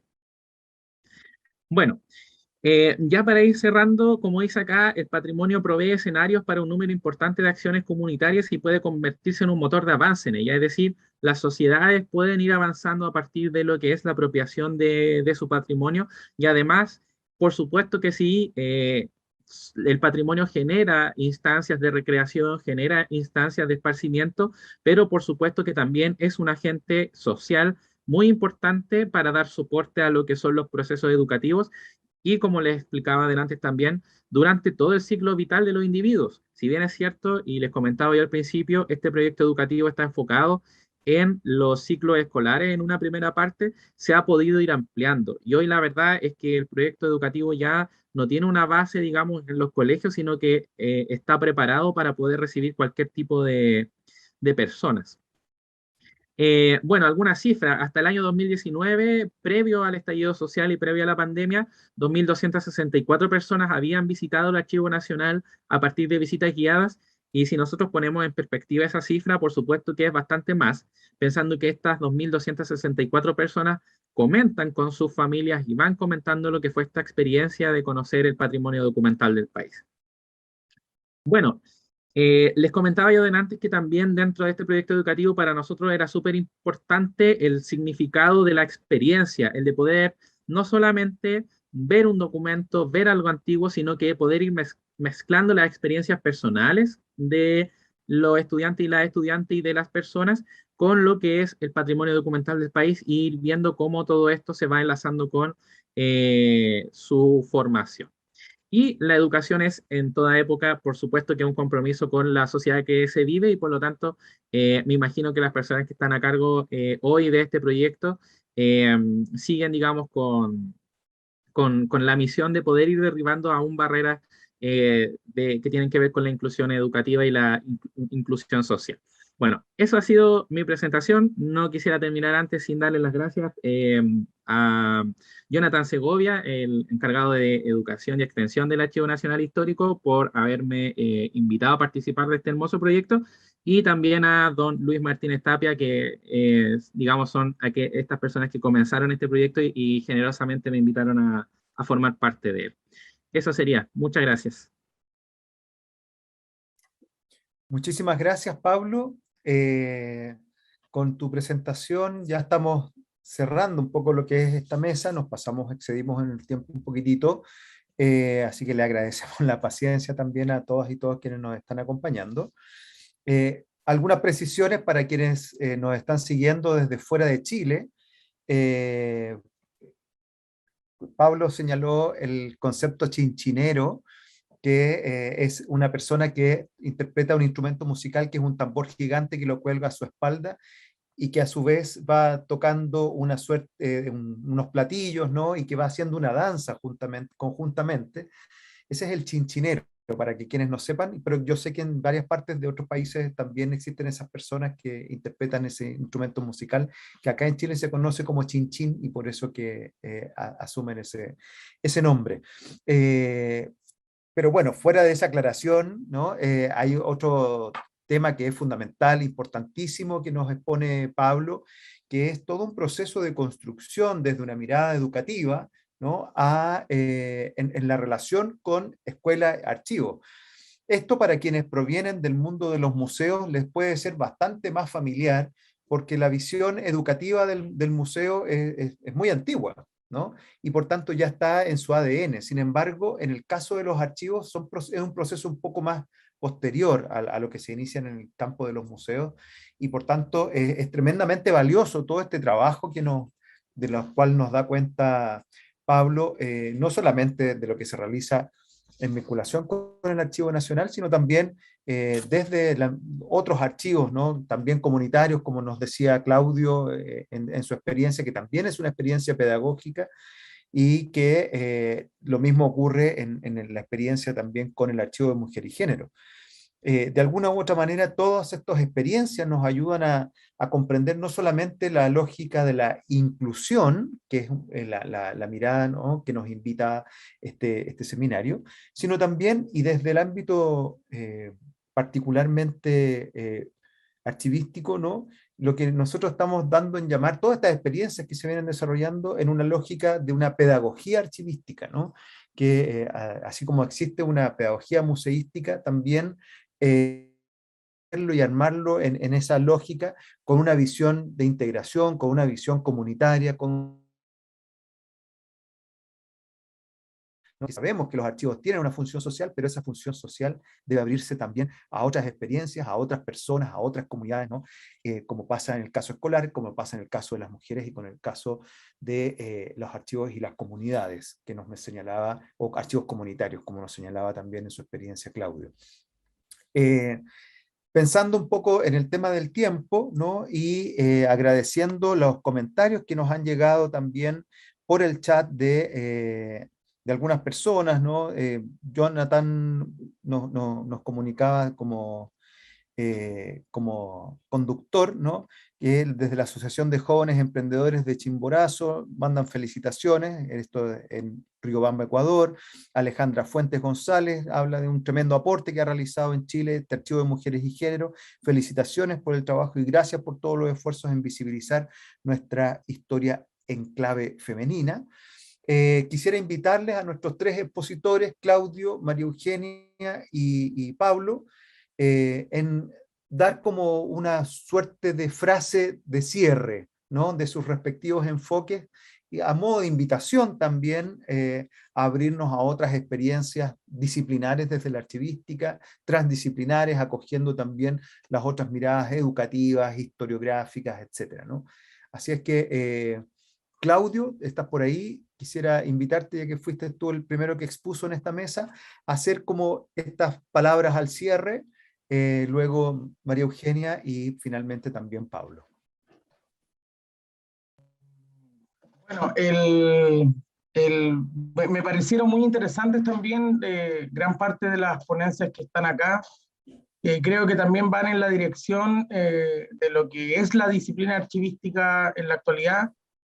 Como les comentaba, creo que la disciplina está en un periodo muy fascinante de cuestionamiento, de interrogación, de cambio también como de la posición y la perspectiva desde donde se tienen que ubicar las y los archiveros, y en ese sentido también el compromiso de ir construyendo también una disciplina no tan apegada quizás como a las disciplinas de la historiografía, de la administración, sino que empezar a abrirse también como a una archivística que esté comprometida también como con los cambios y las transformaciones sociales, que esté también comprometida con ir impulsando y visibilizando, ¿no es cierto?, huellas, voces, trazos, historias que por distintas, podríamos decir por distintos factores, principalmente también por la falta como efectivamente que nosotros no tenemos como un Estado que sea muy archivístico, a pesar de que efectivamente en la ponencia se pudo mostrar que en algunos periodos de nuestra historia efectivamente hubo estados que promovieron la creación de instituciones y por lo mismo también la estabilización de ciertos archivos.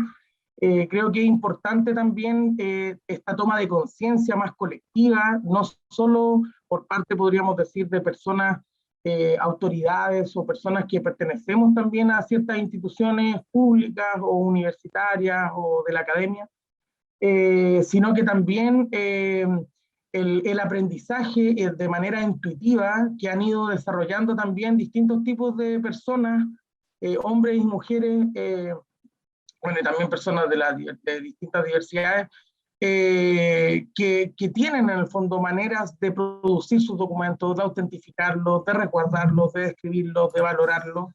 Y en ese sentido creo que es muy importante el fenómeno de lo que está ocurriendo como en Chile, no solo desde la perspectiva del empoderamiento y el crecimiento que han tenido estas iniciativas dentro del Archivo Nacional, sino que también desde la perspectiva del crecimiento y el desarrollo de distintos archivos comunitarios que han demostrado que efectivamente existe un pensamiento archivístico desde abajo, que efectivamente hay una ética distinta, hay una manera de ser y de impulsar como los procesos de manera más colectiva, de manera más horizontal, mucho más respetuoso también como de la autonomía, de la autogestión, principalmente porque hay un reconocimiento de que los archivos comunitarios no solo contribuyen a pluralizar el patrimonio documental de la nación, sino que en otros países ya se ha ido demostrando el impacto social, el impacto afectivo. Hay una serie de herramientas que se han ido desarrollando en Inglaterra, en Estados Unidos, como para poder, entre comillas, medir el impacto afectivo. Todos los archivos, de acuerdo con esta perspectiva, tienen historias o usuarios que tienen historias en el fondo como interesantes que contar y que relevar, y que forman también parte como de la historia del archivo. O sea, un archivo que no tiene un uso, un archivo que en el fondo no es constantemente resignificado, es un archivo que está ahí muerto. El valor de un archivo desde mi perspectiva creo que se mide por las múltiples funciones que puede cumplir como para la sociedad.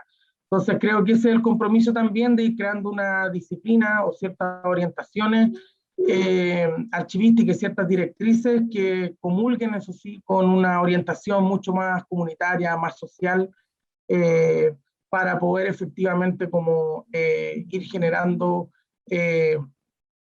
archivos de distintos tipos, con distintas voces, con distintos sujetos y sujetas, para mejorar también el panorama que existe en la actividad.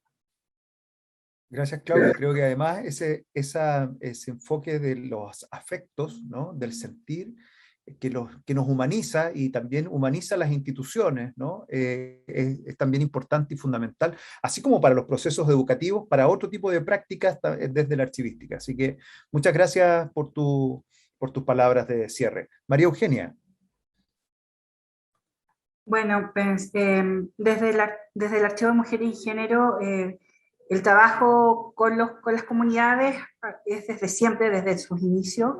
Lo que nos queda es seguir fomentando y generando espacios de participación, de conformación de patrimonio documental, que pasen tanto a formar parte del patrimonio documental que guardamos en el Archivo de Mujeres y Género, como los que se pueden ir guardando y generando espacios dentro de las comunidades.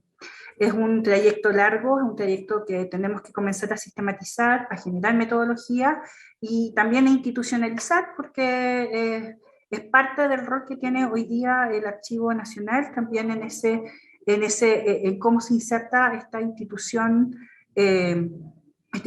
rectora dentro de estos flujos y cambios que enunciaba Claudio sobre dónde estaba también la disciplina, moviéndose y transitando desde un punto a otro. Es un espacio también como se decía en la ponencia al final, es un espacio de construcción y por lo tanto las puertas están abiertas a todos y todas, todes que quiera ir conformando patrimonio documental. Los apoyamos desde esta plataforma que es el Archivo de Mujeres y Género, este ariete de construcción comunitaria que comenzó hace 10 años a trabajarse en el Archivo Nacional de Chile. Eso. Así es. Muchas gracias, María Eugenia, y feliz cumpleaños por el Archivo de Mujeres y Género, ese fondo que está ahí albergado y creciendo permanentemente, gracias al aporte de las comunidades en esa vinculación. Así es que se agradece. Y por otro lado, otra comunidad que es fundamental, ¿no? Para poder transmitir estos cambios y transformaciones a su vez, son las comunidades educativas, y desde lo más chiquitito, ¿no es cierto?, incluyendo todos los distintos procesos de formación, se aprende toda la vida, ¿no? No es solo la escuela, no es solo la universidad o un taller, ¿no? Es siempre, así es que un poco abiertos a esa reflexión, también invito a Pablo a que nos dé algunas palabras para este cierre. Gracias, Leonardo. Bueno, yo, digamos, en lo que me quisiera centrar es en el tema de cómo, como dices tú, desde la educación se van generando cambios. Y en ese sentido, lo que dice la bibliografía es que Los principales cambios en educación se comienzan primero que todo desde dentro de las mismas comunidades, cómo estas comunidades van trabajando y dentro de ese trabajo es súper importante también, y por eso hice harto énfasis en eso, en cómo se van estableciendo las redes de apoyo. Sin redes de apoyo es imposible que las comunidades, en este caso educativas, puedan, digamos, funcionar y trabajar y avanzar. Y asimismo todo aquel proyecto, digamos, que de alguna forma esté en la línea educativa tiene que establecer redes de apoyo, y sobre todo pensando en lo que decía recién Claudio, que es el tema de cómo nosotros hemos ido construyendo de manera muy intuitiva. Y en ese sentido, el establecer redes de apoyo es súper importante porque de repente uno se da cuenta y dice, chuta, estoy haciendo esto quizás como solo, pero se da cuenta y conociendo a otras instituciones y yendo hacia ese otro lado, dice, en realidad estamos en la misma, entonces podemos construir juntos. Y lo otro es el tema de de la utilización y la asignación de los recursos, que también dentro de las grandes transformaciones educativas, en educación al menos es así, normalmente se piensa que lo más importante es el recurso del dinero. Y no siempre es así. Está, digamos, comprobado que no siempre los colegios que tienen acceso a, por ejemplo, a tablet, a computadores, al data, que son implementos que uno como profe dentro de un colegio utiliza bastante, no es lo único, digamos. Digamos, o tiene que haber una preocupación de cómo se utilizan los recursos y por supuesto que en ese sentido el recurso humano es lo más importante. Y cómo trabaja y cómo se relaciona y el estar dispuesto, que es algo que dentro del gremio de los profesores cuesta bastante, es trabajar en equipo. Así que eso quisiera decir. Muchas gracias, Pablo. Como decía, muy bien, Pablo y todos en general, ¿no es cierto? Nosotros los archivos, quienes trabajamos en los archivos, en realidad somos personas. Las personas hacen los archivos, o eso debiese ser la tendencia, ¿no? Para las personas también, ¿no? Entonces, en el sentido de la humanización, como decíamos hace un rato, y también en la lógica del rol de la educación, ¿no es cierto? Que si nos ceñimos a las enseñanzas de Paulo Freire, educar es transformar, y por tanto ayudamos a esa transformación. Así es que con estas palabras de cierre, damos por cerrada también esta mesa. Agradecemos a todas y a todos quienes nos han estado acompañando fielmente en esta transmisión. Y no quiero cerrar la mesa sin también agradecer la participación de Jonathan Segovia, Natalia González, Luis Martínez y quien les habla, quienes hemos sido de alguna u otra forma desde el equipo del Archivo Nacional los gestores de esta mesa de conversación. Así es que le doy el pase a Jonathan para ir cerrando también esta jornada del día de hoy.